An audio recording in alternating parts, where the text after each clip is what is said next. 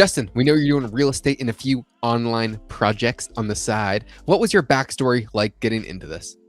Oh, like pretty much everyone in macro land, it started at a dumpster behind a Wendy's when you had to do some things for cash you'd never thought you would have to do. But no, seriously, back in the day, I got started when I was in school. One of the ways I would pay for my education, and my folks were kind enough to help me out tremendously. But that's just for the books or whatever, right? For like spending money, that was kind of on me.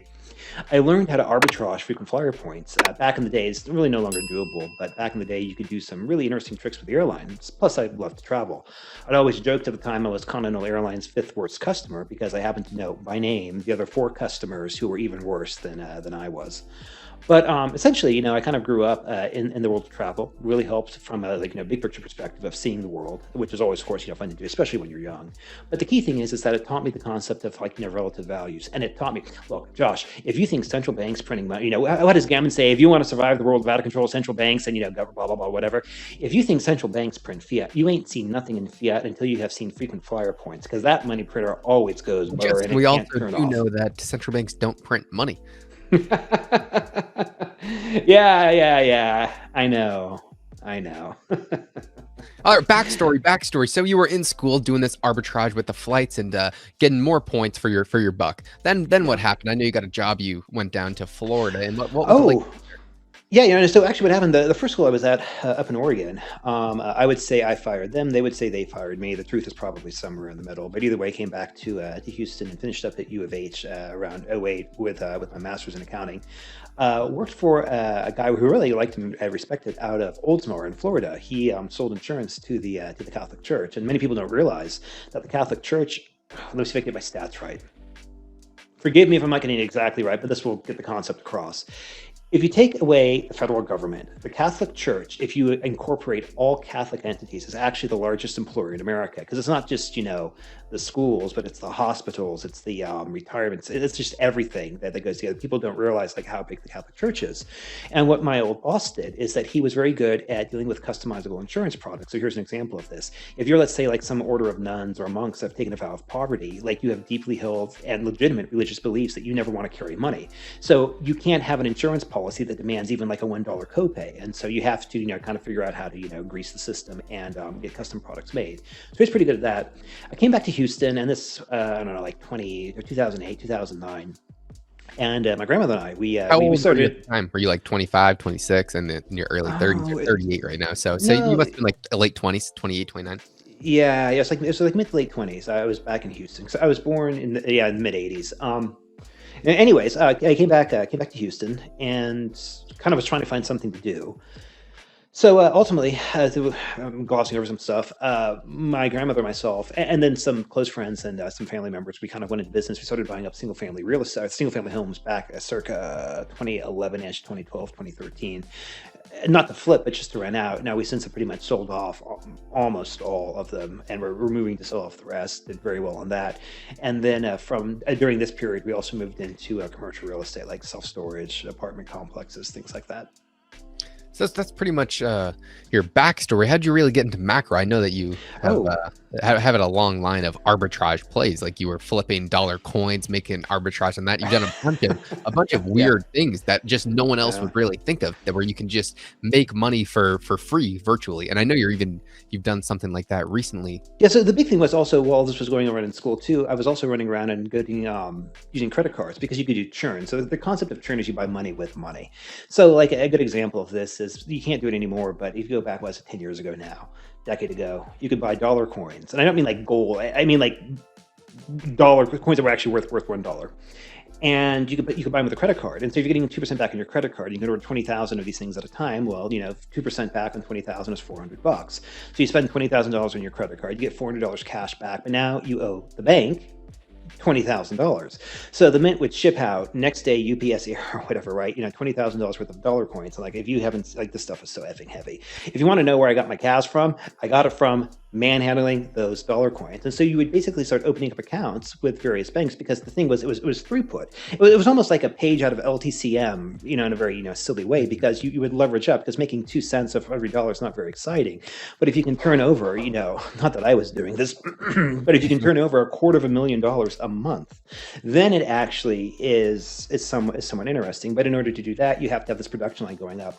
And my grandmother, there was a time when I had the kitchen of the home we were at, and it was just like covered with dollar coins, because I used to be a teller back in the day too, so I had some connections in banking. So I was able to get, if you've ever seen how cash or coin is shipped, it kind of comes in this really heavy duty self-sealing Ziploc bag, is the easiest way to describe it. But if you know the bank, you can say, hey, listen, give me a couple bags, and then like, don't tell me when the armored truck's going to come by. But if you say, hey, Justin, if you can come by at like Tuesday, no later than 10 a.m., that would be really, really easy, because the branches didn't want to do all these coins because it was heavy and bulky. So you made it easy for the banks to take the dollar coins in. In other words, you basically do the work for them. It greased the wheels. The other thing too is that, and this gets back into the compliance angle, is that you can use, because I used to be a teller, I knew some people in back office, and so inevitably you get the phone call saying, Justin, what the hell's going on here? The problem, Josh, is that when you're in the world of churn, like if you look at a Venn diagram of the world of churn versus the Venn diagram of the world of doing some more nefarious things with money, there's a lot of overlap in those two things, and banks have policies and procedures that are specifically designed to prevent this type of thing going on. But nonetheless, if you can basically say, hey, listen, here's what's going on, you're incredibly transparent, you send them the emails, and they say like, yep, this customer's effing insane, whatever, just have fun or whatever, right? We've done our due diligence. But yeah, no, that was something that I've actually really learned from Justin, and has been super valuable, is making it easy for someone to say yes when you want them to. And I mean, when I tell you Justin is good at this like no other human on earth, like he will really, because he will have all the stats, he will give you your playbook. If you're an employee at some local hotel, airline, quite literally anything, a bank, he will have your playbook written out for you, and then say, oh, it's right here, and it's an easy solution. He'll basically just give it to you, make it easy, boom, click, done. And it is quite impressive. I mean, would you mind sharing the story of when the bank calls you and asks what your profession is? Oh, yeah. So I was there was a yeah. So one of the banks I had a credit relationship with, where the bank and I had a should we say disagreement of philosophy or whatever, right? So there was a bit of some tension between the bank and myself. A couple phone calls from the bank, and I was having to deal with the portion of the bank that was looking in order to basically squeeze blood from a turnip, and I had no intention of going down that road. But again, you have to remember that when you're dealing with a bank or like any company, like it's not necessarily the human that you're talking to on the end of the phone, like it's the entity, like that person doesn't want to be there either. So if you can basically if you can find a way to give like an amusing story to the person you're dealing with, but all at the same time give them cover from their boss and give their bosses cover, so that you can get what you want, that's the art in this particular situation. So the bank called, and there was his usual back and forth of like, well, where are you getting your money from? And of course, you don't have to tell them anything, but you kind of want to give them just a little bit of red meat throughout there. So a little back and forth, like, well, I'm getting a little bit from family and friends or whatever, right? Or anything else? I'm like, yeah, I've got something else. And there was this nice woman on the end of the phone. I felt so bad for doing this, but it's like, oh, well, tell me about that. It's like, well, I've got an OnlyFans page. And then you just remain silent. Give it about 5 seconds. I'm very gifted. And there was just this pause, like, Justin, thank you. We've got all the information we need. Yeah, we think we can meet you in your settlement. settlement. Off everything you need right now. No more questions are asked. And when you don't want them to pry any further, it is honestly a great line. Another thing that I think is fantastic is like one of the first times I was in Houston with Justin, he was just getting call after call after call. I'm like, dude, how is this man the most popular human on earth? And then I was like, why aren't you ever going to pick any of these up? And he's like, oh, those are just the lawyers of banks calling. Yeah, there was a bit of troubled times between myself and a few of my creditors got a little feisty, and you can always tell who holds power in a relationship by who holds the power to walk away. But this is boys and girls, and of course, not that I would do anything wrong, but this is demonstrates the calamities and the pitfall of unsecured debt. Justin, would you mind sharing your personal credit score? Ooh, I don't think numbers go that low. So, what I've learned with credit is, I think the most useful application that I would do with credit, I've never been able to do this, because working in real estate, you generally report very, very low income or you have the ability to report very low income due to pay for expenses. So, in order to qualify for a mortgage, which is the only reason I really want to go into long-term debt, to buy property, it just never worked out for me. And I was looking around, coming to the conclusion that when it comes to lending in real estate, once you have a relationship established with a series of banks, it's not Bank looking doesn't take complete. risk. The bank passes their debt onto Fannie and Freddie, so they don't really care.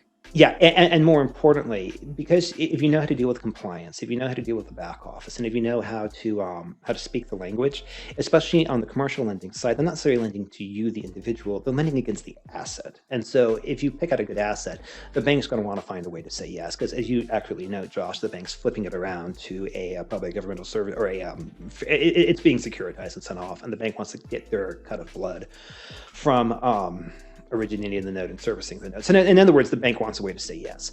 It's like picking up a chick at a bar, you know? You know what you want, she knows what she wants. You just kind of have to create the pretext so everyone has this, like this little fig leaf over themselves, even if you are very gifted. So that's how I got into my horrible world of real estate. And like I said, Josh, I pause right now on our acquisitions because we've been, disposing of assets from the company's perspective. But going back in, I think that when asset prices come back down, particularly if you are in a risk-off asset like a metal, I suspect that or I would hope that your relative purchasing power in terms of buying real estate would increase, because I would expect the metal purchasing power to go up, and likewise the cost of real estate to come down as the bubble deflates, or at least that's what I would assume. Yeah, maybe in the future we will go what our future goals are and how we plan on implementing them. Now let's go over my backstory as what everyone is here for, besides my frugal lifestyle. Josh, so before I forget, how many haircuts have you gotten? Like just today alone? Just today one, my barber didn't do me too great, but it's But we've got a reserve barber coming in tomorrow. yeah. Well, I usually get about 1 to 2 haircuts a day, just to be on the safe side. So I got into the business of macroeconomics after just like Justin, I was running some arbitrages in high school, much more on the devious side as well. But it was very nice and making quite a bit of money until COVID. And then I was stuck in my house, wandering, pondering, Lord, oh, why am I stuck in my house? And I'm told that I should be happy. I felt like I was Klaus's bitch at the time before even knowing who he was. So I just kind of started. That means it's working. Yeah, I mean, you just kind of start reading books and figuring out like, why am I dumb? You kind of just you kind of read the list of popular names that pretty much everyone just kind of shoves in your face when you're trying to get into the business. So I felt like I tried a bunch of different things, like e-commerce, like Shopify stuff, some other like flipping things. I didn't like them. Probably like 5 or 6 different like online or small businesses. I didn't really like any of them, but just throwing shit against the wall, trying to see what sticks. And then I found macro and I absolutely loved it. And this would have been like before, like the spring before you came to Miami, right? Oh yeah, correct. It would have been the winter. I mean, like I started in March of 2020, and then in the summer, in the summer, and more importantly, probably in the fall and winter of 2020, 2021, and late 2020, early 2021. When I tell you, I was just nose deep studying macro and stocks, because I want to make, my goal was never just to learn macro. I want to learn how to make money understanding these macro subjects. A lot of people, they're fine just being studious. I have to have a reason behind it. And if I can't rationalize why I'm doing something, because I'm a greedy, non-altruistic capitalist. And if you don't like it, I don't care. So my goal is to make money. And I thought if I could understand these subjects, maybe I learn something, maybe I don't. I just know I'll know what I want to do more after I learn it. So when I tell you I was probably studying 12, 15 hours a day, every day for maybe like 5 or 6 months, I was just nose deep, just keeping my head down. It was and then I got a decent understanding. After that, it was not a fun life. Oh, actually, I loved it. It was probably one of the happiest times of my life when you're just sitting down, like really getting stuff done for a long period of time, learning a shit ton. Then I did go to Miami and met Justin at Rebel Capitalist Live. And I mean, Justin has a long period of life. I mean, my life has just changed so much in the past 2 years. I mean, yours probably has too. Yeah, and like I said, Josh, there's about not quite, but almost 20 years. Like you were one generation. if I am the oldest millennial or the youngest Gen Xer, you are the youngest millennial or the oldest Gen or Zer. Zoomer, or whatever the hell they call them. Yeah. Yeah. Well, before high school, I mean, I just partied. I was just kind of a bum. I mean, during like my freshman sophomore year, I was just a bum. Played video games. I thought I was gonna be like a Fortnite gamer or something like that. I was a battle royale, and played some sports, whatever. But then let's see. So I went to Miami, and eventually, like Justin gave me the opportunity. We flew out for Greg Manarino's event. I mean, we kind of already went over this background, but basically, I got a job working for George Gammon, and now I'm traveling very very actively and meeting some of the my absolute heroes, people whose books I was reading back of March of 2020. I mean, it is truly profound. Yeah. And we started the channel. What's the phrase? The Lord helps those who help themselves. Like just, and I've had the same luck myself. Just putting yourself in like the right place at the right time, like that is at least half the battle, if not more. And so the reason I mention this is that, like, if you're kind of, or not you, Josh, but someone watching, it's kind of like, well, I don't know what I want to do with myself. I don't know about school, or better yet, I don't know what I want to do, but I've got some ideas of what I don't want to do. I would say, well, listen, find something you're interested about, like, and just this is cool thing about the internet. Just find like a community, and more important, there's like like a meetup or whatever, right? Just show up or whatever, right? And if you do that, like, chances are, I'm not saying it's a guaranteed win, but like you're really stacking the deck In your favor. Oh yeah, absolutely. Yeah. Absolutely. I mean, I did a bunch of those things. Mainly just reaching out to people, like, because I really want to be in the hedge fund world for a while. I've reached out to probably 20, 30 pretty big hedge fund guys. I only one got back to me, and actually two. Well, I've met more ever since I got these gigs, and I have the opportunity to meet these people because of the position that I'm in. But I mean, just reaching out to them. I mean, most of the time you're gonna get like just go fuck off. But if you actually show up and see them in person, and you're young, I mean, being young is having a massive edge, because older people happen to really enjoy teaching the younger generations, as long as you're not like an arrogant like prick and just kind of thinks you know everything. Just kind of approach it like you don't know anything, because you probably don't, and I definitely don't. Yeah, and like I said, one of the things too is actually, Josh, this reminds me too. We have this running bet, or I don't think we have one right now, but probably need to set one up about Moassing for GME. And actually, like, in all honesty and truth, like, you and I are both going to be in Miami at the end of June George for Gammon's Rebel Capitalist Live. If you guys are going, let us know in the comments. We'd love to kind of meet some people, and Yeah. especially if you see me with Gammon, avoid him and come up and say you're a big fan. Like, I don't even care if you are. Just please, it would just it would just make my day. Sorry. So I guess to put a bow on it, like, my world, like, I got into macro, and actually, Josh, this is something interesting, because I think you and I both share this. And like, I don't mean to speak for Gammon, but I think even Gammon said the same thing. Like, you don't necessarily think like you've got to like have like a gateway drug into macro. And what I say is that, I mean, of course, there probably are some true believers out.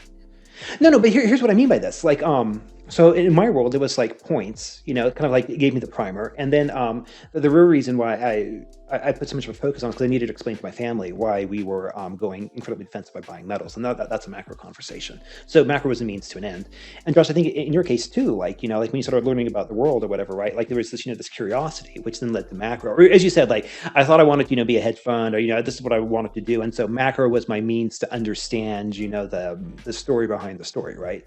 Mm-hmm. Macro trumps everything for stocks, pretty much, besides just would say besides geopolitics. But that's kind of maybe in the future, if you guys want, we'll do a video on like what our plans are for the future. Justin. Yeah, actually, and for this, so macro is economics is downstream of geopolitics. That I'm pretty confident on. Now there is some feedback loop, but essentially, geopolitics trumps macro. But check out, we're just about to post another video on confirming your biases, and that video is a short one, but it pretty much deals with like the hierarchy. Worth it.